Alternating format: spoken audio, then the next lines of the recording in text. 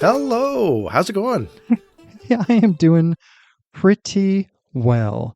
I just finished the training for my new mental health coaching job that I'm doing through Lyra Clinical, and I Yeah. am so excited. I have to do they call it a dress rehearsal, but it's really my test session to make sure I'm not a crazy person, and then I get to actually start seeing clients. Wait. You're assuming the test is going to come out showing you're not a crazy person. I am assuming that I can hide it for 45 minutes.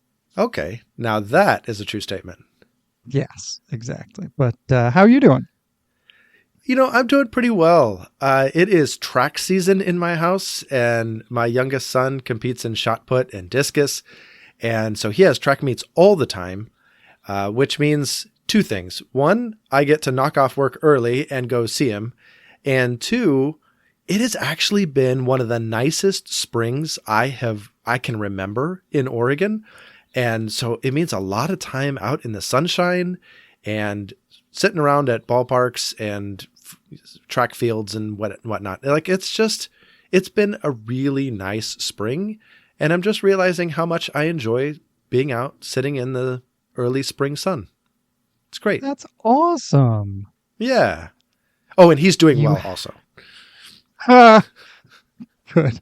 I'm thrilled he's doing well. Yeah. Priorities. But I'm also thrilled that you get to sit out in the sun and just relax and have kind of that sort of participant sit and watch family time community situation happening. Yeah, that's the official term. There were a few hyphens in there. Yes, indeed. But yeah, so I understand you have a follow-up thought for today's episode. Yes. Last week we were talking about Richard Lovelace's book, Dynamics of Spiritual Life, and particularly the fact that he talks through what he calls the secondary elements of renewal. The primary elements of renewal are really things you need to believe. They're elements of the gospel that you need to really hold on to experience renewal in your life and in your church. And they're things like justification and sanctification and the indwelling of the Spirit and authority and spiritual conflict. And he digs into all of those things. And then he has secondary elements of renewal that are the outworking of the gospel in the church's life. And we talked about, oddly enough, we started with number 4 last week because the first 3, I think, kind of intuitively make sense to us. Mission, prayer, community. Then last week we dug into disenculturation, and I thought that was a fascinating conversation, but it felt to me like half the conversation because disenculturation really is talking about what you need to kind of almost disassemble or take apart. And his 5th secondary element of renewal is theological integration, which feels to me like the second half of disenculturation, right? Yeah, absolutely. And so I want to have that conversation. Can we talk about theological integration as an outworking of the gospel in the church's life? Boy, I mean, I'm going to accuse you twice in one breath of that's a lot of words. Theological integration as the outworking of the gospel in the church's life. Wow. Yeah, right. It is a giant chunk. I mean, I hear that and I try to think through what it means. And isn't this what the church has historically called discipleship? Like, just to boil it down to one word. Isn't that what we mean when we talk about discipleship, as theological integration as an outwork of the gospel in the church? You know, on some level, I think that you aren't wrong. Wait, is it so painful to tell me I'm right that you have to use a double negative? Well, first of all, I am in the vein of using lots of words today. So you're going to just Okay. have to live with it. Okay. And I'm wrestling with, as you ask me that, is there any piece of what I think okay, here's my question. I think discipleship has often meant do the right thing or think the right thing. Hmm. And I'm not sure it has meant fully integrate doing the right thing and thinking the right thing. And that's what I think this pulls me towards, this idea of theological integration. Also, if you were to go and look up books that are designed to disciple you, if there are 500 books, very few of them reference the church as the essential context of discipleship. A lot of them, particularly in our Western American individualist context, are here's what you need to do with Jesus in order to fully follow him. Hmm. Yeah. So yeah, discipleship is very much like a one-on-one or a me and Jesus, let me get my act together. Let me learn to, as you said before, either do the right thing or think the right thing. Yeah. So, those are my two big hesitations in saying, yes, it's what we mean by discipleship. Because I think those two pieces of integrating thought and action and deeply depending on the church as context are often missing. Does that make sense? It does. It does. Well, okay. So what I would love to do then, I'd love to just take a moment and tease out our own experience with discipleship programs in the church and contrast that later with what this author means by theological integration. How is that different than what we've experienced through discipleship programs before? Because I got to admit, I've never been at a church and been like, oh, come to our theological integration night on Tuesday. So this is not a term I think churches use. And so whether or not they hit the mark of what this author is suggesting, I think discipleship is what is in its place. I totally agree. I think you're absolutely right. I think that this is we do this, I think, in church fairly regularly. When we are not pleased with a practice of the church, we come up with a new word for it in hopes of infusing it with new life. Yeah. And so, or in hopes of course correcting. So, yeah. So I'm curious, in your experience, what has discipleship looked like in the local church for you? Yeah. So, I mean, discipleship has taken a couple of different forms. I've grown up in the post Willow Creek era, and hence small groups is a part of discipleship. And in a couple of different contexts, it seems to be the main aspect of discipleship. It's just assumed that if you're in a small group, you will grow. And often there isn't a lot of parameters around small groups and what goes on in those groups and who's qualified to lead a small group. But I think a lot of those details get left by the wayside. And so it's just assumed, oh, you do small groups in order to grow and be discipled. I was also part of a church that was more intellectually based. The pastor was head of the Doctorate of Ministry program at a local seminary. And so he was just a little bit more intellectual. And there were a lot of people in the church as a result that leaned that direction. And so they had not really an in-house seminary. That would be way overstating it. But in-house classes where you could learn some theological things, like you could get some theological education right there in the church. And so that would fall squarely in your category earlier of think the right things. And I on a macro scale, The Sunday school movement, I think, is part of discipleship. And though adult Sunday school has gone by the wayside in most churches across the country, we still have children's church. We still have discipleship programs for our kids. So I think those are the main ways that I've experienced discipleship in the church. But I also know you were a pastor for 20 years, and in many of those years, you were responsible for portions of the discipleship program.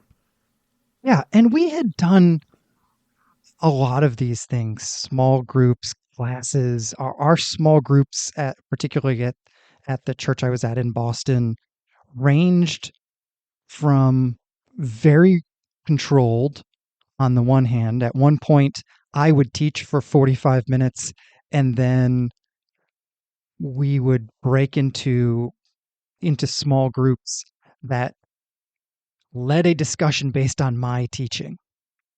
And I was meeting with those small group leaders approximately every other week so that I knew what was going on in the group. So it was a very controlled, I know what the topic is, I know what the discussion's about, I know what's going on, all the way to on the flip side. At one point, we basically said, if you want to be a small group leader, tell us what you want to do and we're going to let you do it. And it could be it can be a running group, it can be a cooking group, it can be a Bible group, it can be, we basically split them, I think, into three categories. It was like community groups, theology groups, and then some other, I don't remember what the other one was. But so we did all those kinds of things So and I, offered, yeah.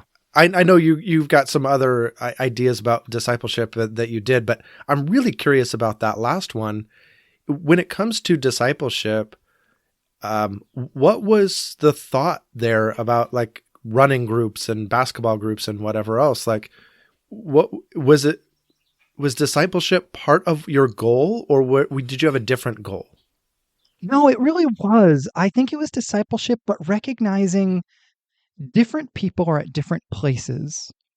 And I think what we were really trying to emphasize was rubbing shoulders with other people who are following Jesus is the first step to spiritual growth.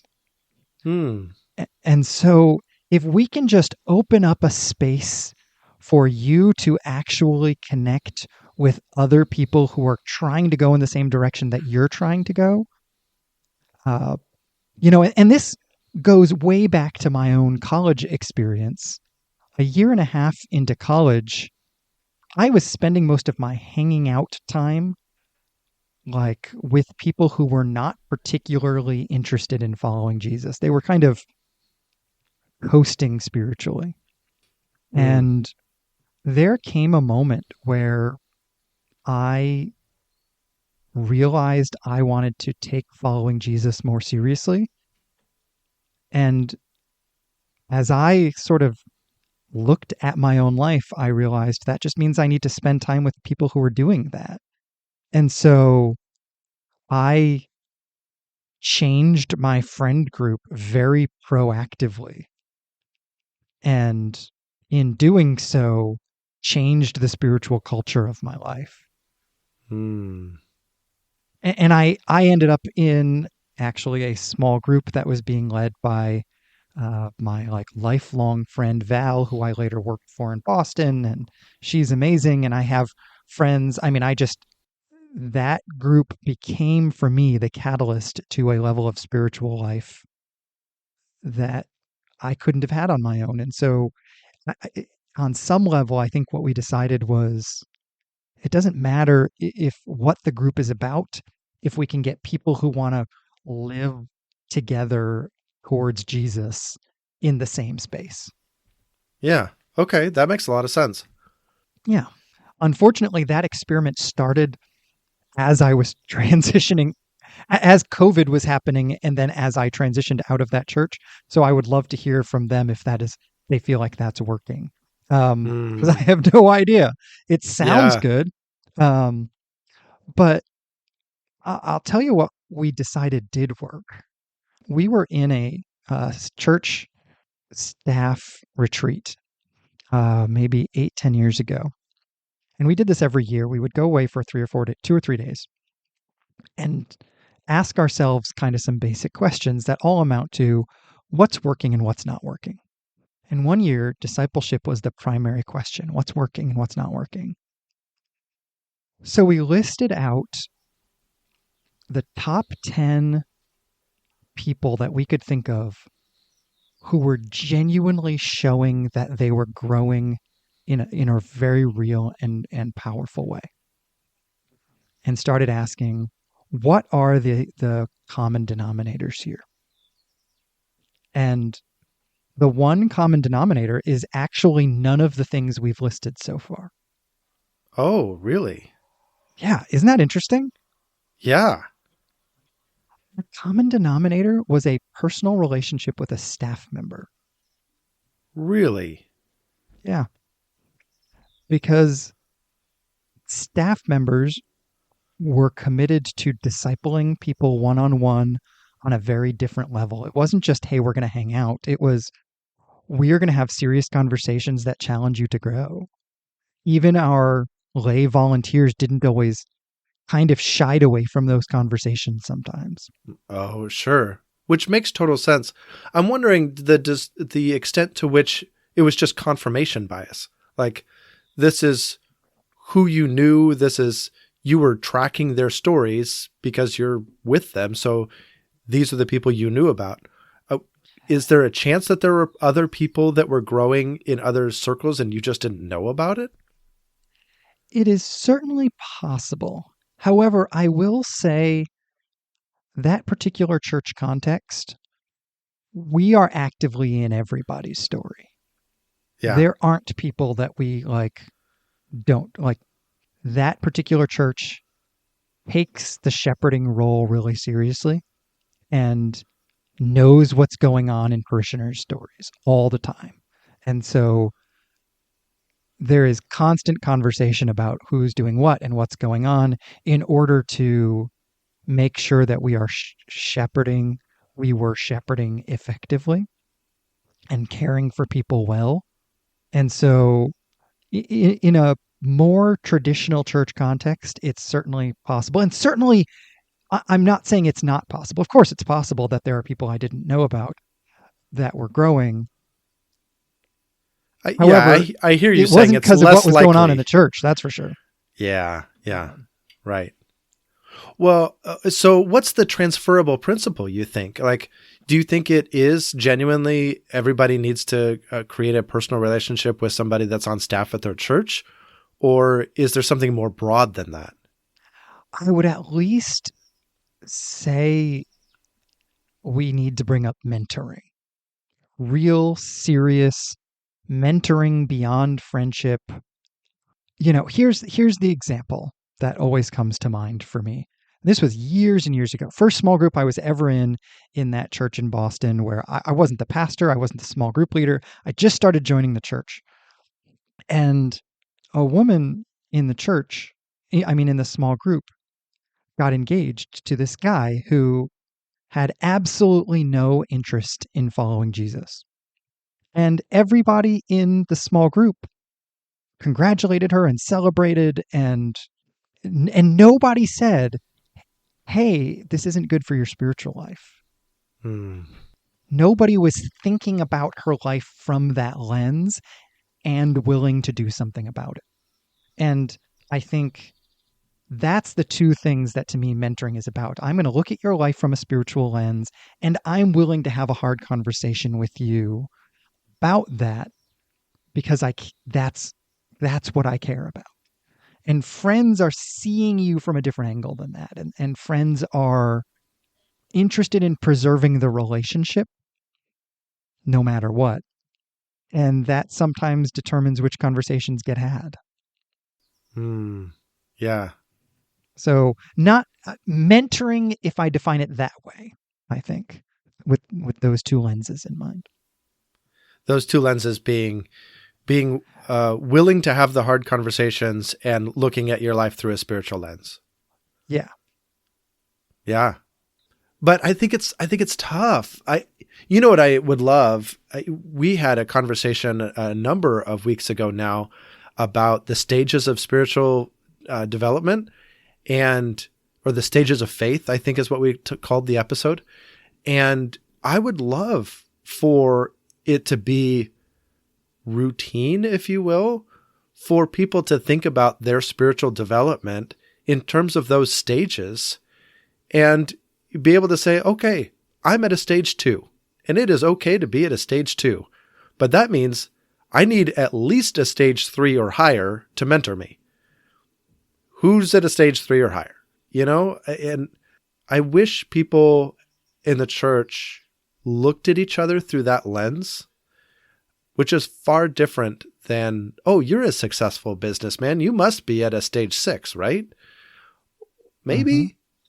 And I'm actually going to steal a piece. I think the way that this becomes integrated actually into a church culture, potentially, you have been in one context that gave language that I will use for the rest of my life about how I think this should be done.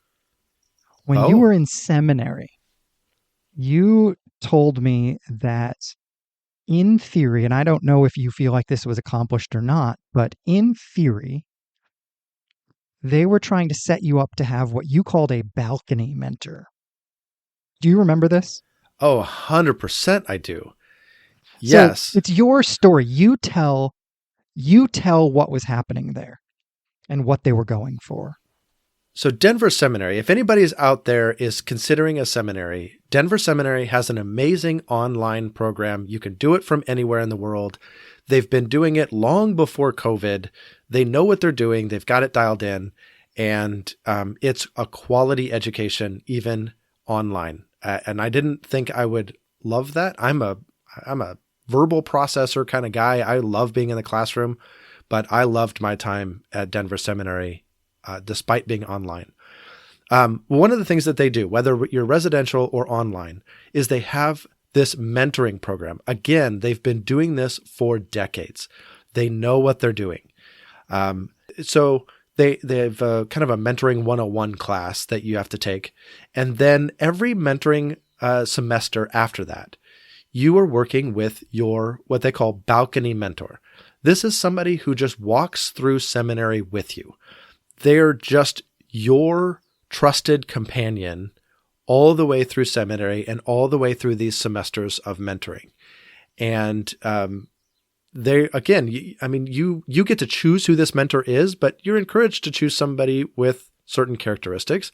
And along the lines that you talked about, are they willing to speak into your life? Are they willing to look at your life through a spiritual lens? These types of things. And so that's your balcony mentor. But each semester, you have to develop a learning plan, your own personal goals that you want to grow in. And you do this in consultation with your mentor and with the Holy Spirit and in prayer and all of those things. But you develop your learning plan and you work that plan all throughout the semester. Your plan may call for skills that your balcony mentor does not have. Or is not necessarily an expert in. And so you work with your balcony mentor to find, for that semester, a floor mentor. Somebody who can just come in for that semester and really mentor and guide and train you in that particular area. Whether it be a skill that you're trying to acquire professionally or a character trait you're trying to grow in. If your mentor it's like, I'm not an expert there. Why don't you try to find somebody who fits this mold? Then great. You bring in and you still meet with your balcony mentor, but you also meet with your floor mentor to really grow in that particular area. And again, your balcony mentor is overseeing that whole process. And I find that to be a really healthy approach to mentoring. This blows my mind, and I think answers the question you were asking. Imagine for a moment a church in which the staff members, and not exclusively the staff members, but the staff members and anybody that was appropriate was seen as a balcony mentor. And everybody in the church is meeting 4 to 6 times a year with one of those people. But they are helping you identify in that conversation what is the thing you want to be working at in this season of your life? And who can I connect you with in the church that is awesome at that? And then that person actually picks up the mentoring, not forever, but for 4 weeks, 6 weeks, 12 weeks, genuinely short term, and really. And this is fascinating. One of the things I'm really intrigued by in the coaching training that I've received, the best life change happens in short-term bursts. Hmm. That's They interesting. This particular company, and they had over 24,000 coaching sessions in this company last month. Last Every month. single one last month. 1 month, 24,000 sessions, all of which are measured on a set of scales, things like a depression scale, an anxiety scale. They consistently benchmark 50 to 70% improvement in people's experience of the symptoms of those kind of challenges in 4 to 6 weeks. Hmm. People are up for doing a burst of work.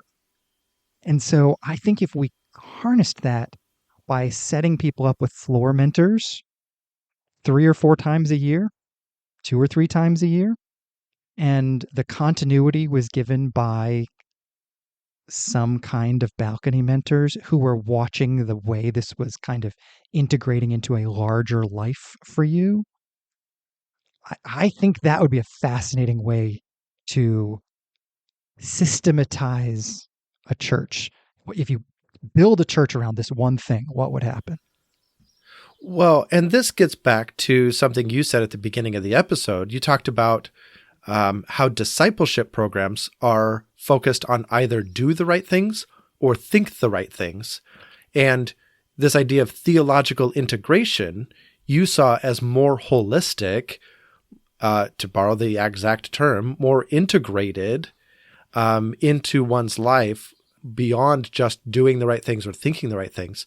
And so I think what you're talking about here with this balcony and floor mentor model is the opportunity to learn how to do the right thing or think the right thing in a short 4 to 6 week burst. But then you and the balcony mentor do the hard work of integrating that knowledge and solidifying it into a way of life from that point forward.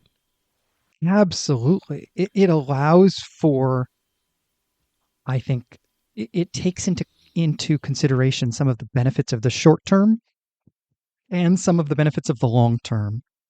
It also integrates this sort of idea of thinking and doing together, and helps you be one whole. It also, I mean, think about how fast you could get somebody into mentoring if they understand themselves to be a floor mentor. You take somebody through whatever your new believer material is, the minute they're done with it, they're a floor mentor for somebody else to go through that material. It's Sure. 6, 7 weeks. It doesn't, you're not saying, nobody's pretending that they can mentor you for the rest of your life. It's just, hey, you just finished. All right, here's the book. Go take it that person through. One of the balcony mentors is looking for a person. You're up.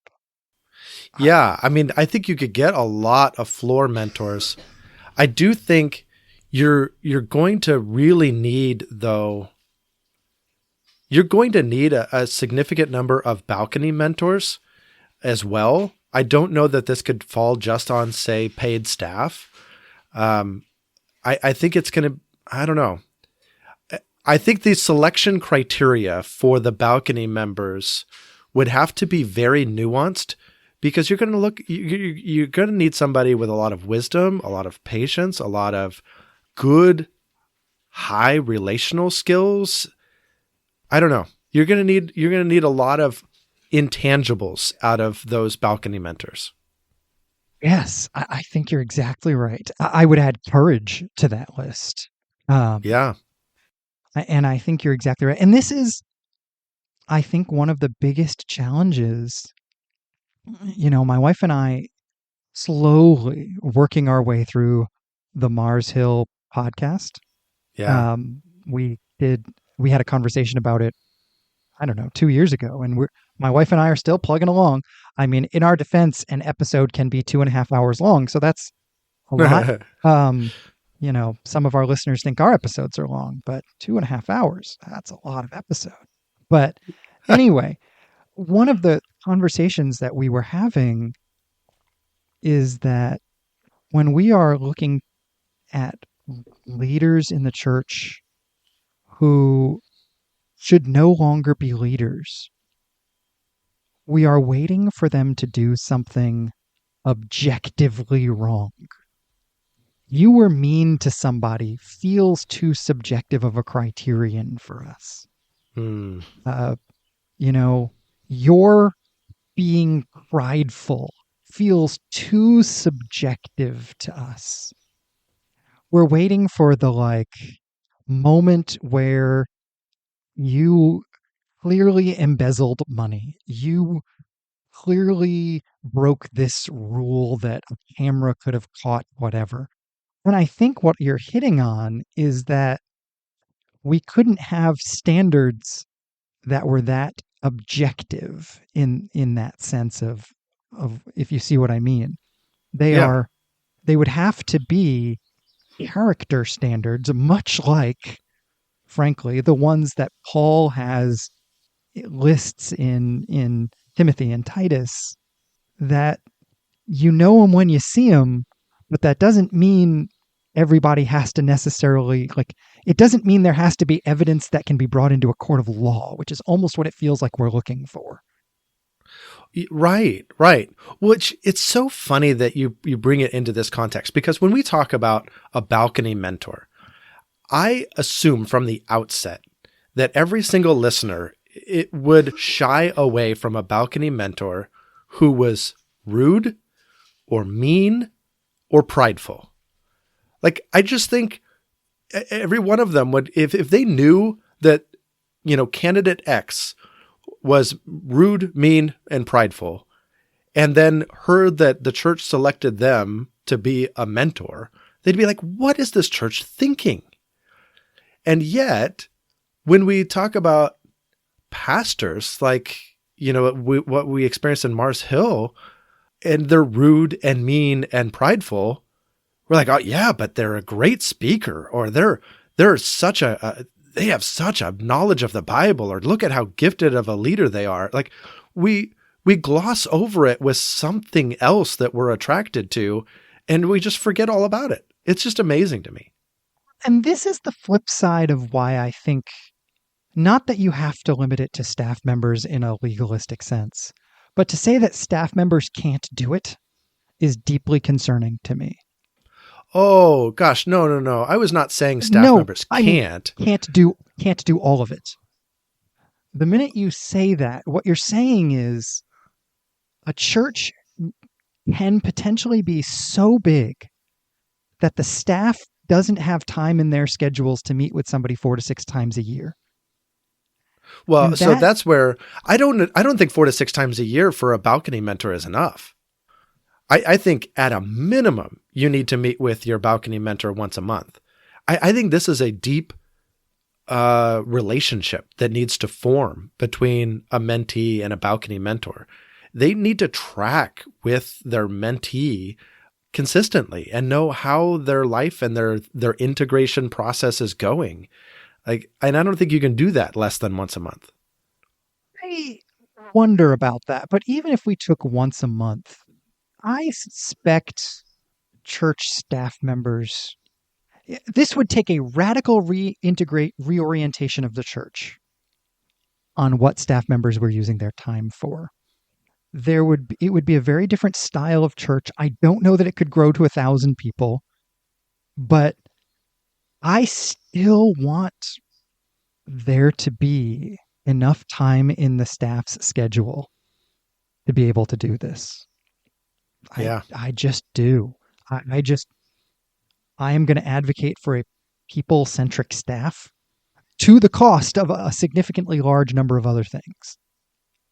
Yeah. I agree with you. Yeah.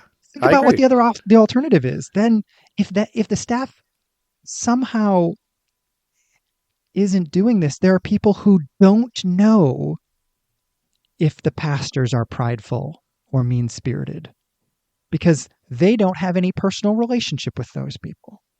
Hmm, And that can't be good. for sure. Well, and it can't be good. I mean, let's just take it to the into a different context. I don't know how you preach to a congregation that you do not know.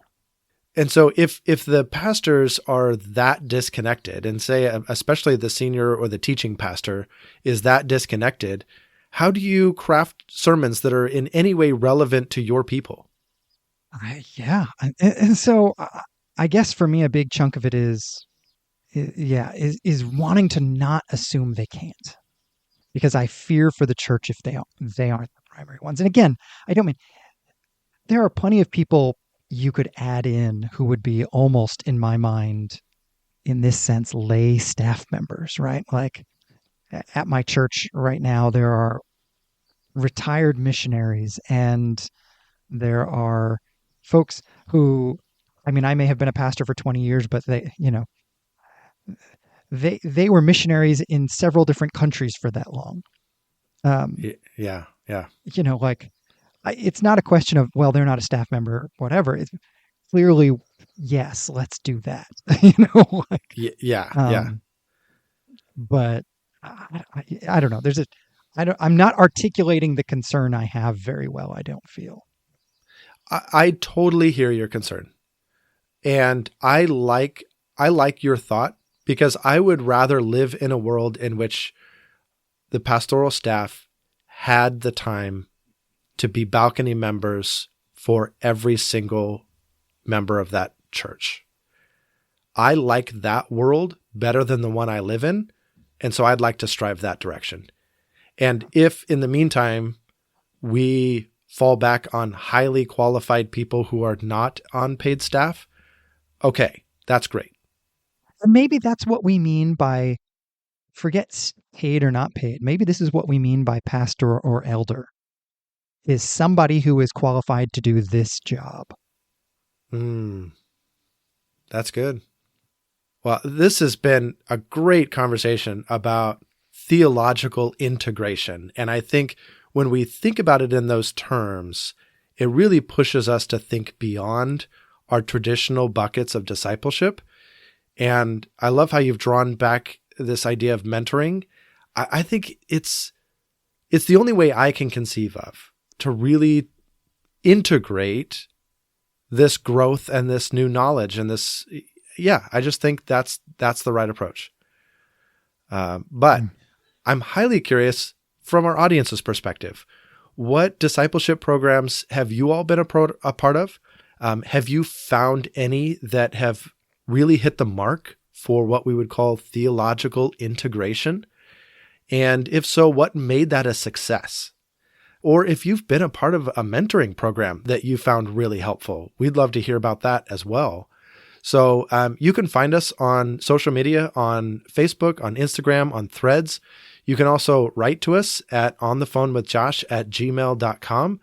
We would love to hear from you and hear about your experience.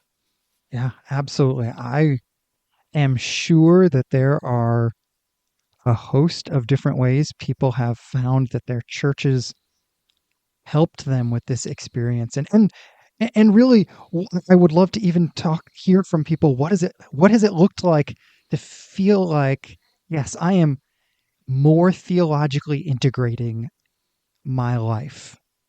Like, what does that actually look like? How do you know that's actually what's happening? Um, I think that would be a great conversation to invite somebody to have listen to this podcast and then go have a conversation about that with somebody. That would be Yeah. fascinating. Yeah. Or, gosh, take this episode, send it to somebody and say, would you be my balcony mentor?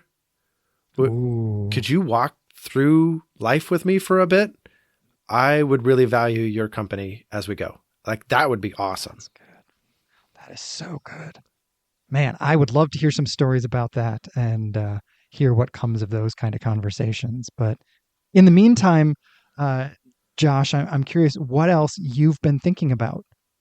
Yeah, well, so my thought is actually a really simple one this week, and it's not necessarily a balcony mentor, but it is somebody very akin to one.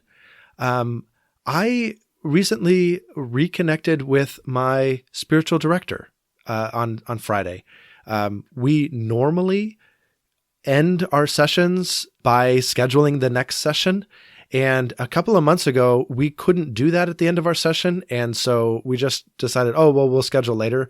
And then later never came. So I went a couple of months without seeing my spiritual director, and then re-engaged last week and got to meet with him. Man, oh man, I should not break off that habit. That is so good. And good in a different way, right? It's not a balcony mentor. It's not somebody who is necessarily, though this can happen, not necessarily there to speak directly into your life, but is there to open up space for you to engage with God and hear how God would like to respond to what's going on in your life and guide you forward. And I just love that about my spiritual director. There are times I feel like I want more direction out of spiritual direction. But he is so good at just saying, nope, this is your time with God. So how can we open up space for you and God to interact better? And I tell you what, I always meet God in a new, fresh way through spiritual direction. And I really, really appreciate it. So that's just my plug for spiritual direction as another way of growth. It's amazing. I love that. I love that. I think that's incredible. I have recently started seeing a spiritual director and have found it to be incredible. It's very challenging and very inspiring. Yeah. Yeah. What about you? What are you thinking about? This is a really simple thought as well. You know, I was reading Mark 15 this morning, which is the crucifixion story, and I just was deeply struck by the space in which Jesus is dead. Whether it is Joseph of Arimathea having to handle the dead body, or Jesus' closest followers somehow, I guess I often forget that the day Jesus was dead was Sabbath. So they're having to do their lifelong ingrained Sabbath habits in this moment of profound emptiness and loss.